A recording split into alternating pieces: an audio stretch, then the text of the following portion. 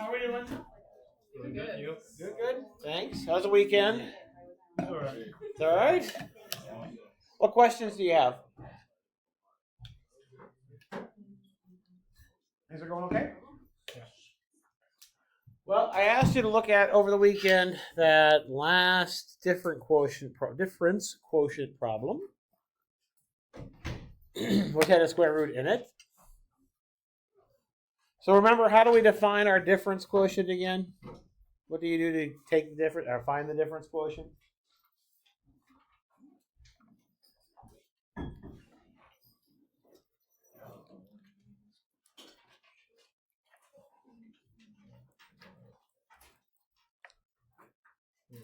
The FA plus H minus FA over H. Good. All right. So this case, they gave us a different function name. Give it J rather than F, but exactly right. You do the function, you put in A plus H. You do the function, you put in A, subtract those two, and divide by H. And again, our whole goal is to do what? Yeah, cancel out the H, right? We want to get rid of that H in the denominator. That's our whole goal by the end. All right. In this case, what do you get for J of A plus H?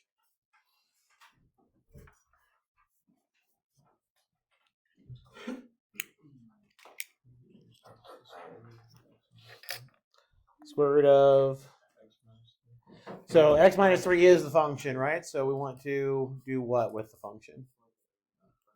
Yeah, Square root of A plus H minus. Good. Square root of A plus H minus 3. Okay. And then what's the second part?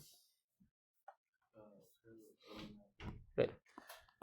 Remember again, the function notation says take out the x and put in what's in the parentheses, right? And we still have all over H on bottom. Right.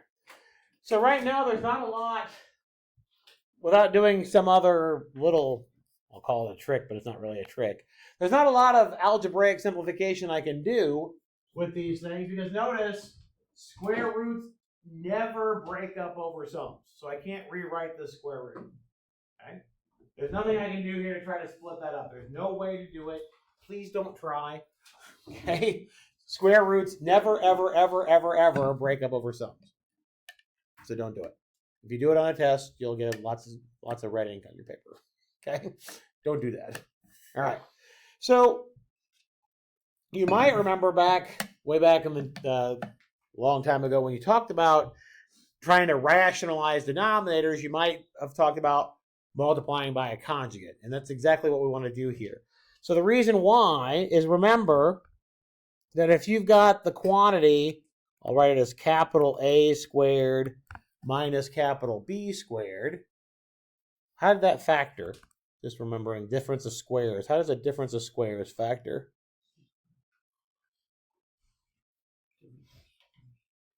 Algebraically, how does that factor?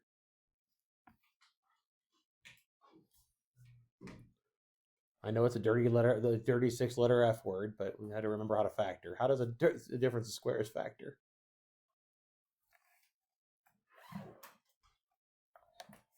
For example, if you had something like x squared minus 4, how does that factor?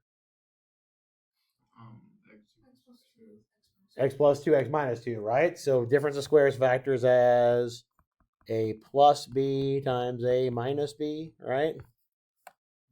Okay. Why is that relevant here? Well, notice a couple of things. What do each of these terms have on it overall? A square root. What would I really like to have happen? I'd really like the square root to disappear. I'd like it to go away. Exactly, right? That's what's caused me the problem with being able to simplify it, is that square root there, isn't it? It sucks. I don't like it. I want it to go away. How can I make the square root go away? Well, it'd be nice to be able to square the individual pieces.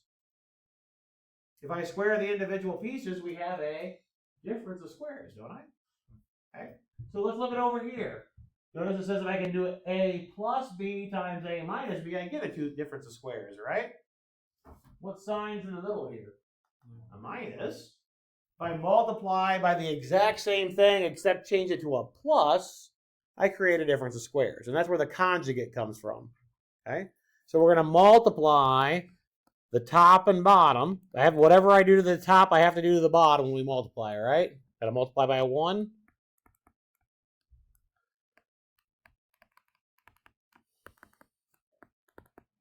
Multiply top and bottom by the conjugate. Now, the whole reason why we did this is because I wanted to simplify the top, right? Don't multiply out the bottom. Okay?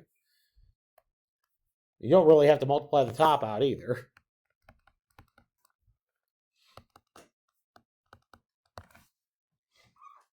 We created a difference of squares, but let's see what would happen. Remember, if I distribute everything out, I would have, I'll draw it in red. You don't have to draw the arrows. But notice I multiply, I have to take that times that and times that, right?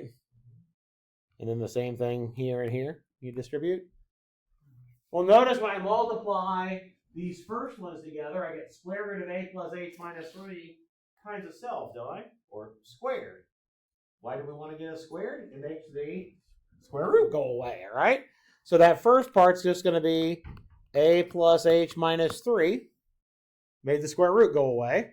So the whole point of multiplying by the conjugate. What happens in the middle? Well, I've got these two things multiplied together with a plus sign. What happens when you do these two things? They don't, yeah. Is there any difference between this product and this product when you multiply them? Yes. Well, one has a minus and one has a plus, but they're exactly the same otherwise. Well, if one has a plus and one has a minus, what happens when you combine them? What do you get? They cancel out. The middle things cancel out. What do you get on the end when you multiply these two things? I'm multiplying the same thing by itself again, right? So it gets rid of the square root. I do have a minus sign, though, in that case, don't I? So make sure you keep parentheses around it. The whole point of multiplying by the conjugate is to get rid of the square roots, right?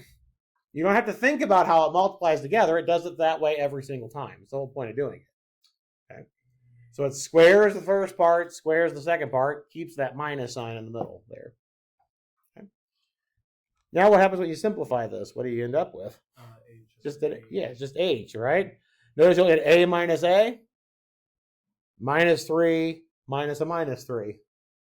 The top just simplifies to h. And now what can you do? Yeah, cancel out the h's, right? Okay.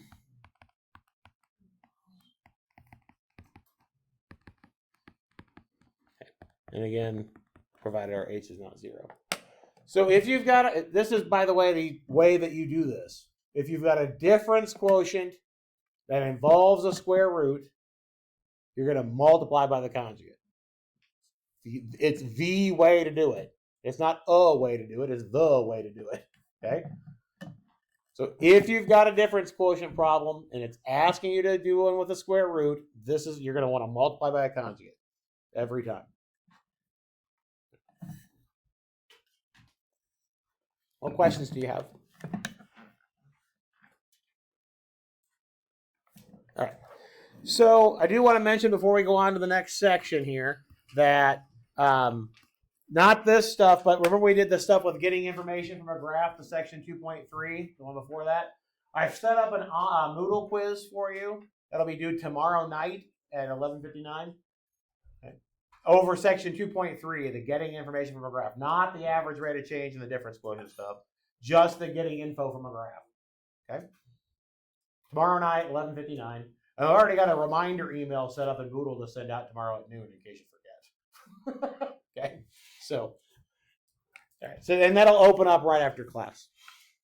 All right, so let's talk about, we've done a lot of talk about functions generally speaking and done some operations, but let's talk about some specific types of functions and how we might use those functions to help us model application problems. So the first we're going to talk about are what are referred to as linear models. Linear models pop up in lots of different applications. One that'll come up in a couple of months. It'll be taxes, because you multiply your taxes by a certain rate, they pop up in individual piecewise functions. Another one that pops up if you're business-oriented, straight line depreciation is a way to devalue assets over time to get tax breaks and so forth. Straight line depreciation is a linear model. If you don't have a business line, you can ignore those words, but in particular, that's what straight line depreciation is. So you're familiar with linear functions, linear models. A lot of times you write them as y equals mx plus b. Okay. So we write these as ax plus b. So that's the form of it. Doesn't matter if you think of the a as the m or not. Doesn't matter. It's the same idea. So the f of x, remember we always equate the f of x as being the y coordinate, right? The output. So this is your familiar y equals mx plus b, your familiar slope-intercept form of the line. Okay. When you graph a linear function, if this is a slope-intercept form of a line, your graph of a linear function is a line with slope a, or if you want to think about it as an m, that's fine. Slope a and y-intercept 0, b. Remember, intercepts are points on a graph. Points are described with ordered pairs. That's why I didn't just write b.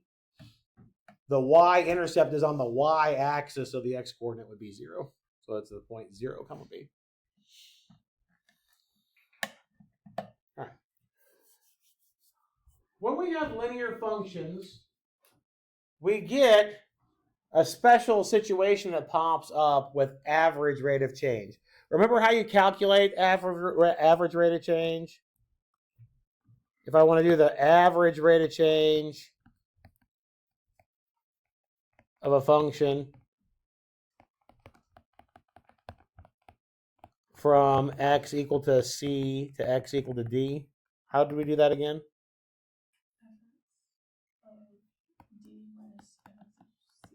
Okay. Good. That was how we did average rate of change over an interval, right? If you start at x equal to c and end at x equal to d, you do the difference of your outputs, ending minus starting, over the difference of your inputs, ending minus starting. Right? That's how we did average rate of change. Let's apply this specifically to a linear function.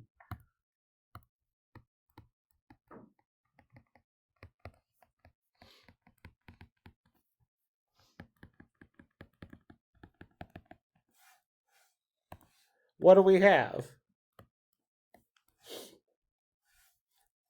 Well, I plug in d for x first, right?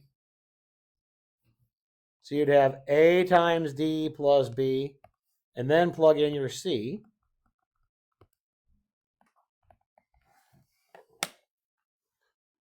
So if I have a linear function, ax plus b, all I'm doing is calculating the average rate of change, right?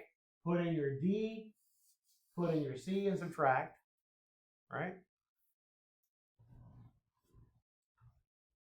What do you notice happens on top first? Does anything go away when you simplify the top? Yeah, the b's go away, right? I've got plus b in the first term, and then when you distribute your minus sign, you'll get a minus b there. You agree with that? The b's will go away. Okay. So we would have AD minus AC over D minus C. What else do you notice on the top? What can you do on the top? What do you notice that's in both terms? An A. What can you do with it? Factor it out. When you factor it out, you're left with D minus C. Right? When you pull that A out, when you factor it out, you're left with D minus C.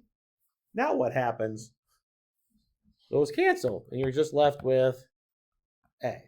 Right? In relationship to a line, what does A represent for the line? A is the slope. Okay? So for an average rate of change, the average rate of change for any linear function over any interval is just its slope.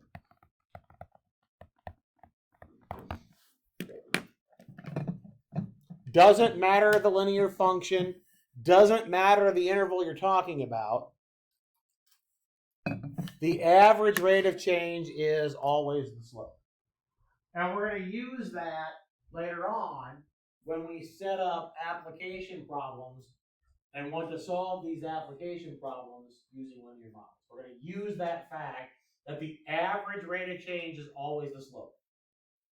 So when we do a model problem later on, we're going to be looking for average rate of change, how much something changed over how long it took, and we're going to use that for the slope of our line. Okay? So we're going to use this property quite a bit when we do application problems here later. All right? But let's see if we can just play around with some different things with linear models and see if we can just set them up, or sorry, linear functions, and just see if they can set them up. All right, so this one says, find a linear function with the following properties. You plug in 0, you get out -9, and they tell you that the slope is -8. Okay. So remember, linear function has this form, right? So if I'm going to set something up as a linear function, I need to find two numbers. I need to find the A, and I need to find the B, right? And remember again, these have graphical properties, correct? The A is the slope, the B is the y-intercept, right? So essentially this is what we're looking for, the slope and the y-intercept, to plug in those numbers. Well, notice in this problem they gave you the slope, didn't they? Okay. The slope, they tell you, is -8. So your A value has to be -8, correct? They tell us that. Let's look at this condition right here at f of 0 part. This one right here. Look at that condition. What does that tell you?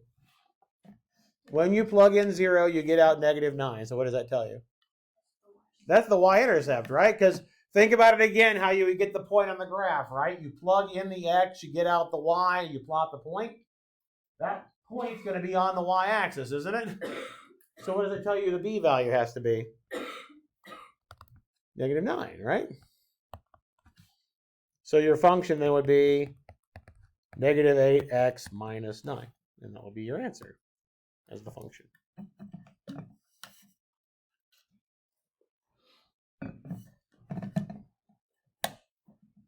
That one okay?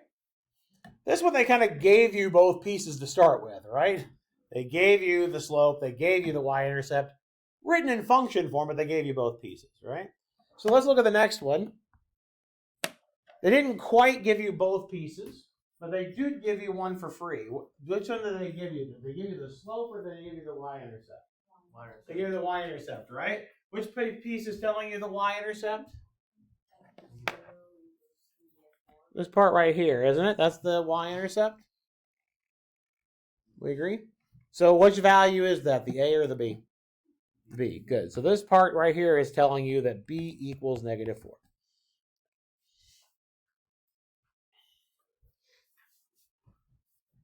So far, so good. The part they didn't tell us is the slope, but we can figure out the slope. You may remember rise over run, y2 minus y1 over x2 minus x1, those things for slope. But let's interpret it from what we just talked about before the previous example. The slope, this part right here, the slope is the average rate of change. Any interval, right? So notice this is giving me something about the interval from 0 to 7, isn't it? This is telling me the output at 0, the output at 7, or -7, I should say.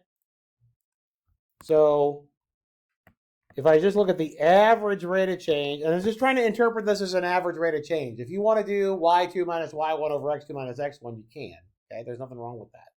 Just trying to reinforce this average rate of change idea. The average rate of change from x equal to negative 7 to x equals 0. I did smaller to bigger, right? Negative 7 smaller than 0. Okay. Remember that's f of 0 minus f of negative 7 over 0 minus negative 7. That's just using our average rate of change formula, right? Using 0 for D and negative 7 for C. That's just the average rate of change formula. Do we have both of these values given to us? Do we know what f of 0 is, and do we know what f of negative 7 is? Yeah. We get negative 4 minus 7 over 7. Get 0 minus a minus 7 on bottom. And so we get negative 11 over 7.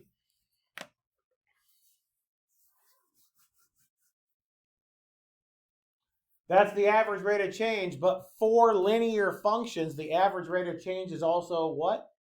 The slope. So this must be your A value. So our f of x will be negative 11 over 7, x minus 4. Again, I wanted to make sure I'm reinforcing this idea, but with average rate of change. But notice you basically did rise over run, right? Or what? Difference of your y coordinates, negative 4 minus 7, over difference of your x coordinates, 0 minus a minus 7. The same idea. So far, so good? All right. Let's do another example or two here.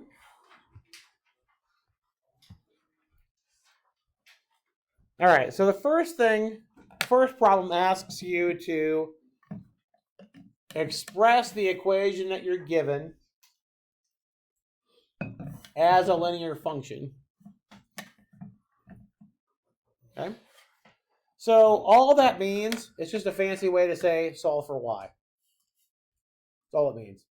Because remember it says that, if we go back up our definition on the previous page, we have f of x on one side, which we equate for the y, equals something, right? So when it says express as a linear function, it's just a fancy way to say solve for y.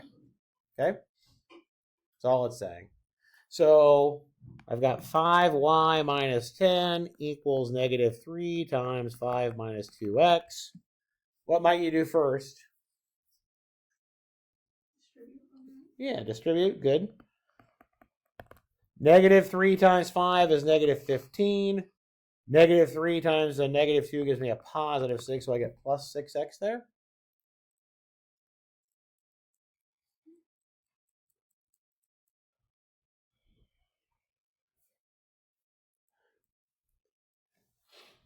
So far, so good? What do we do next?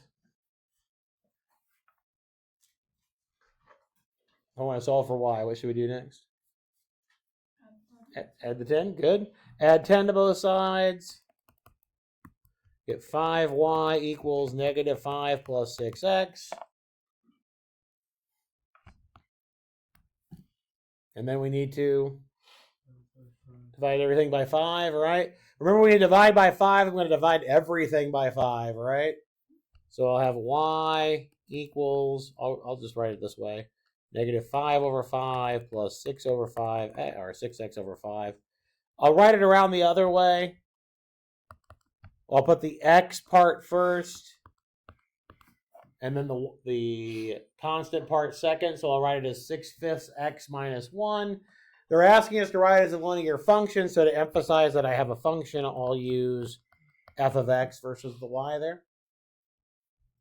But that's writing it as a linear function. So again, whenever you have a problem that says express as a linear function, it's just a fancy way to say solve for y. That okay?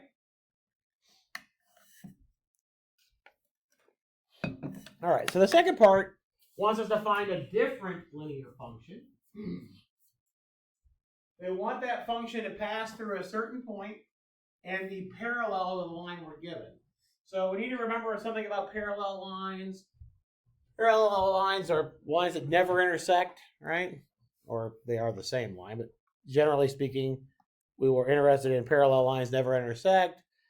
So if I've got a line like this, that one would also kind of be parallel to it. What do we notice?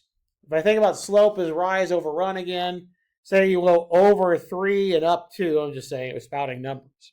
If I have to go over 3 and up 2, what better happen on the second line? If I go over 3, I better also go up 2, right? So what can you say about the slope of parallel lines? They have to be the same. Good. So the slope of parallel lines are equal. Going back to the first part, the slope of that function is what? What's the slope of the line in the first part? 6/5. So the slope of the line in the second part is also going to be 6/5. Good. So we know our A value will be 6/5, right? Without a doubt. Okay. So far, if I plugged that into, let me call it G. I want a new function.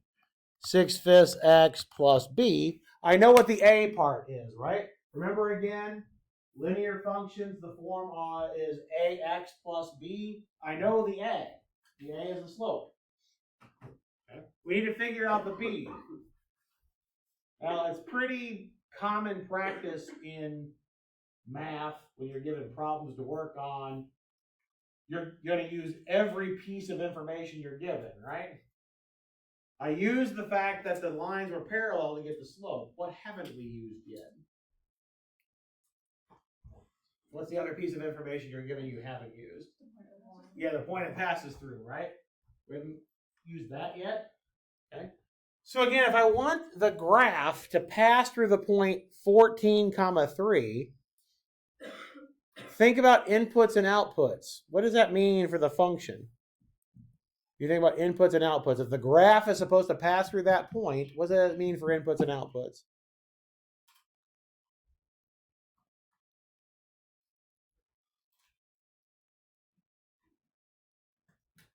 For a function. How did we graph our functions the first thing? What did we do?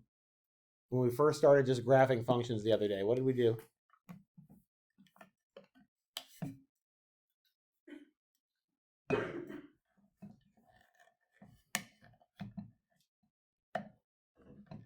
Let me go back up to even a previous example. What did we say this told us right here? The y-intercept. What was a y-intercept? How do we know it's the y-intercept?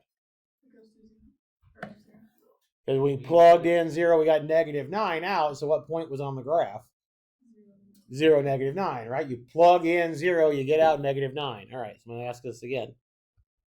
If I want 14, 3 to be on the graph, what does that mean? You plug, yeah. Good. If I plug in 14, when the x is 14, I get 3 out for the y, right? So the point 14, 3 being on the graph tells us that g of 14 has to be 3. When we plug in 14, we have to get out 3. That's what that point tells us. Let's look up here.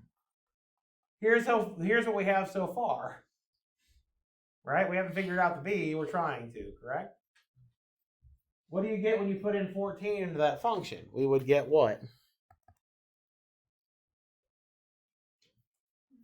Well, I'm going to get 3 out, but what is the expression going to be when I put in 14? So 6/5 times 14 plus b, right? Can I solve that for b? Yeah, I just need to subtract it over, don't I?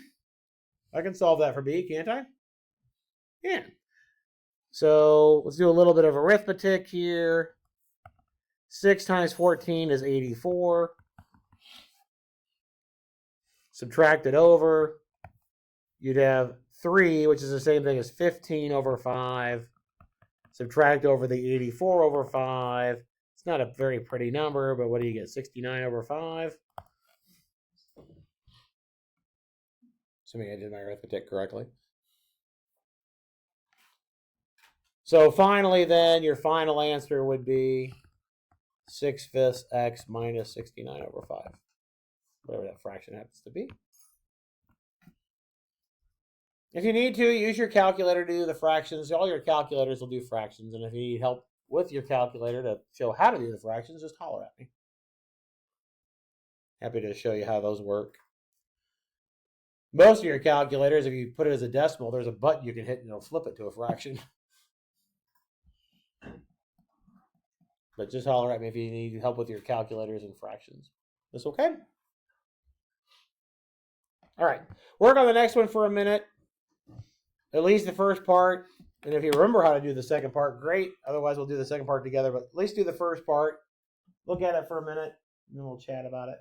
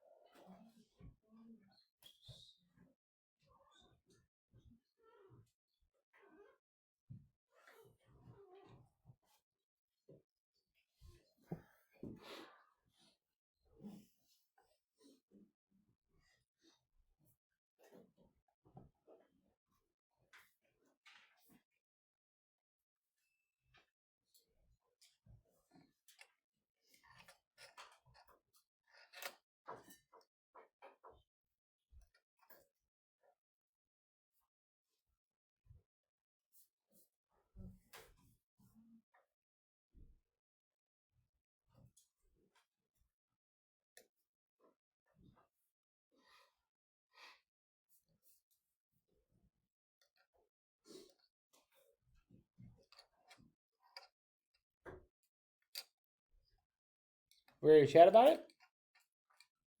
Man, what'd you do in the first part? Solve for y? So what do we need to do to solve for y?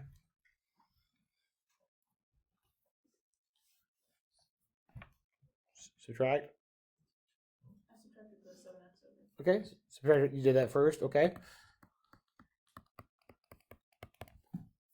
then I subtracted the 4y. Good. Subtract the 4y over. We get a y equals, and I'll write it the other way around. All right. And then again, if it says write it as a linear function, we equate the function with the y value. So write it as f of x equals negative 7x minus 4. Is that what everybody got? Are we okay with that part? Yeah. No. Maybe. Yeah, good? Good. Yes. All right. Thumbs up works for me too. Yeah. Thumbs up, thumbs down. Okay, good. All right. Now, the next part is we need to figure out slope and y-intercept again to figure out the equation of a line.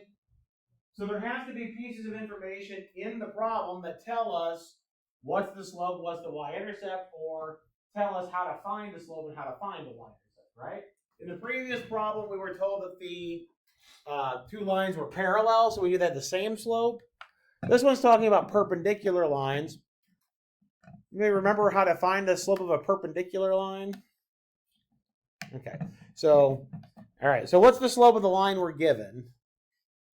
The one we have in the previous part. What's the slope of this line? -7, good. So the slope here is -7, because we use that number, right? Okay. So when you do the slope of perpendicular lines, you look at the line you're given, and you take what's referred to as the negative reciprocal. Flip it upside down and change the sign, okay?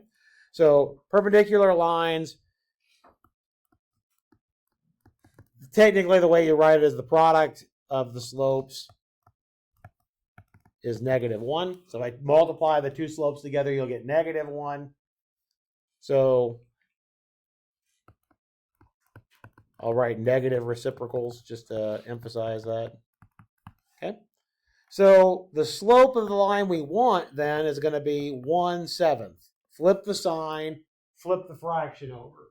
We started with -7, so we'll make it positive and flip it over.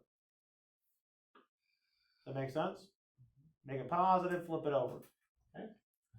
So that means so far we know one piece of information. We know that our function that we're looking for, I know that the a value is 1/7, right? So far I've got g of x equals 1/7 x plus b. Now we need to figure out the b. What do we need to do?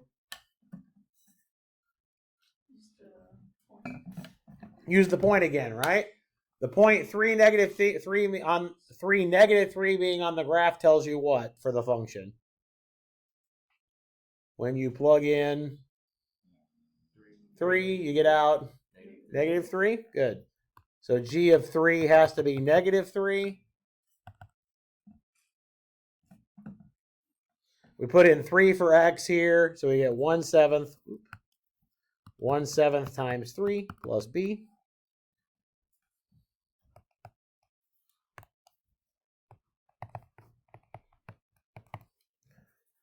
One seventh times 3 is just 3/7. Solve for b by subtracting over. What do we get? -24/7 in that case. 3 is the same thing as 21/7. So I'll subtract, I'll do -21 minus 3. So finally then, our function is 1/7 x minus 24/7.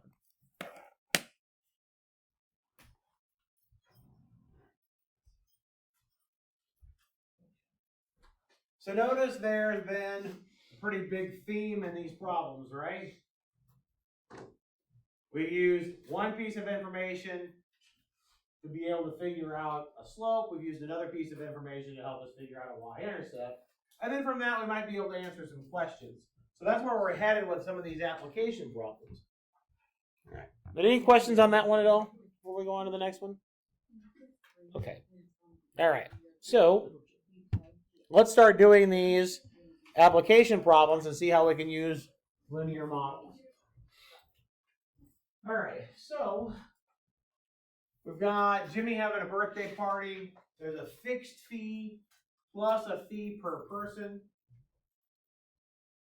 And then they tell you a couple of different pieces of information. They tell you that if it's 10 people coming, then the charge will be $97.50. If there's 20 people coming, it'll be $175. All right. So the first part tells you what is the fee per person. All right. That's what it's asking us for. So remember that we mentioned this a little bit ago. Average rate of change for a linear function is its slope, right? So it must be talking about a rate of change in particular. Fee per person is a rate of change, right? As the number of people goes up, the fee goes up. That's a rate of change, right? Fee per person. Okay. So how do we figure that out? Well, if we're doing linear models, average rate of change is the slope, right? So basically all this is asking us for is the slope. Do we have enough information to figure out the slope? Do we have a change in the output and over the change in the input? Yeah, we sure do, don't we? We've got two different points given to us, right? People, fee. People, fee, right? Okay. What goes on top and what goes on bottom? Does the fee go on top or the number of people go on top when it says fee per person? Which one's going to go on top, the fee or the people? People. The fee, right? Fee per person is telling you top over bottom, right? Okay. All right. So our fee per person here will be 175 minus 97.50 over 20 minus 10. That's a rate of change, isn't it? Okay. Order, as long as you keep the pieces matched, the order doesn't matter, but we have the bigger minus the smaller on these things, at least in the denominator. But as long as you keep them the same, the signs will match up correctly. What did you get for the fee per person in this case? $7. What was it? $7.75. $7.75? Okay.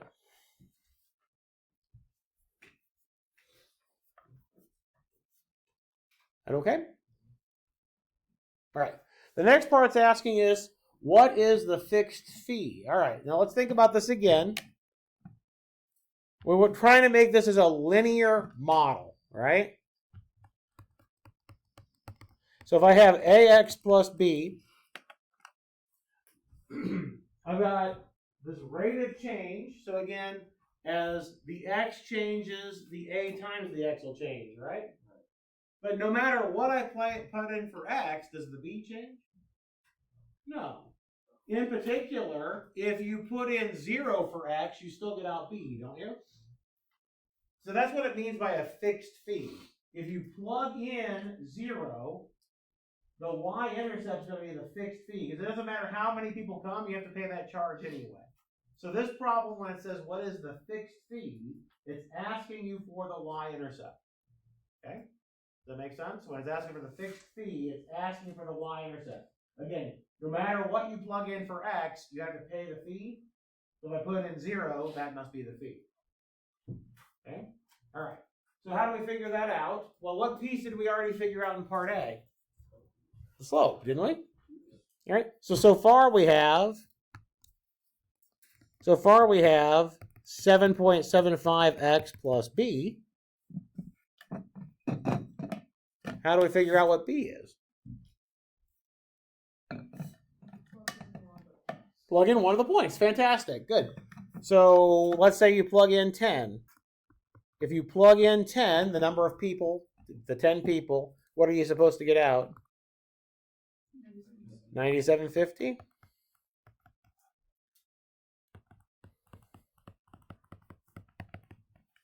On the right-hand side there, I would plug in the 10 for the x.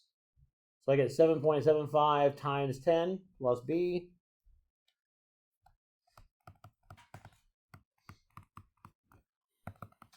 Guess I don't need a 0 there. So you have 97.5 equals 77.5 plus b. And subtract, we get 20. So what must the fixed fee be? $20. Good.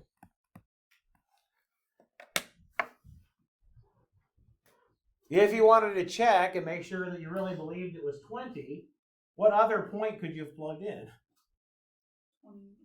The 20 and the 175, right? So you could have set up an equation with that and you should get the same answer. It shouldn't matter which point you use. Okay.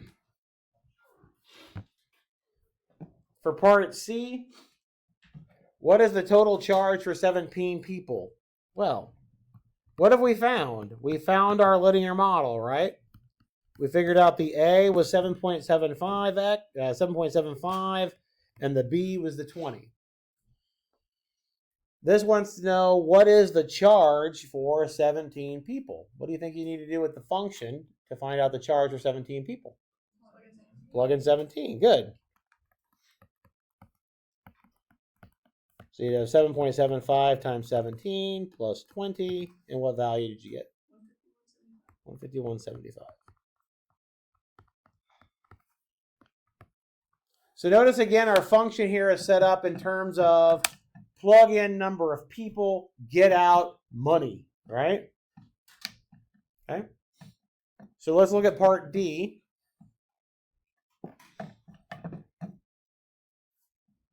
How many people can come for $500?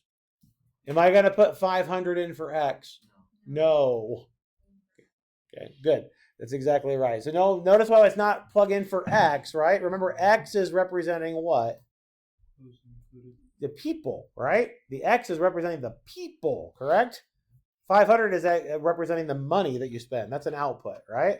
So we want to solve an equation. We want to solve f of x equals 500. We're given an output, not an input, right?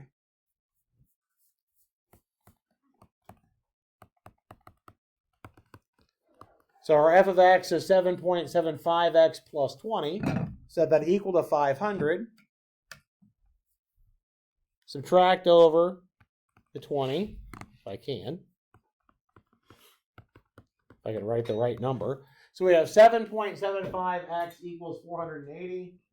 Now what do we want to do?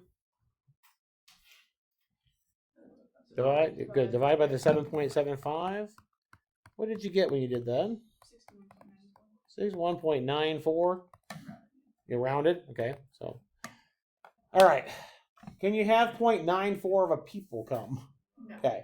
All right. So remember it says how many people can come for 500? Do I round this up to 62? No. Because if I go up, it's going to make the price go up, right? So what's the answer? 61 people.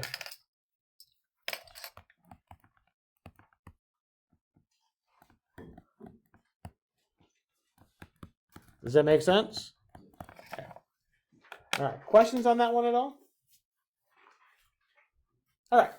We'll work on some more of these next time on Wednesday. All right. And then we'll also get into section 2.6. Section 2.6 is the last section that will be covered before your exam on Monday. Okay? Remember your exam is next Monday? Okay? So section 2.6 will be the last one we do. We'll start it Wednesday, finish it up on Friday, and also talk about your exam. Don't forget, you got the online Google quiz due tomorrow at 11:59. All right? It'll open up here in about 3 minutes. So have a good one. We'll see you on Wednesday.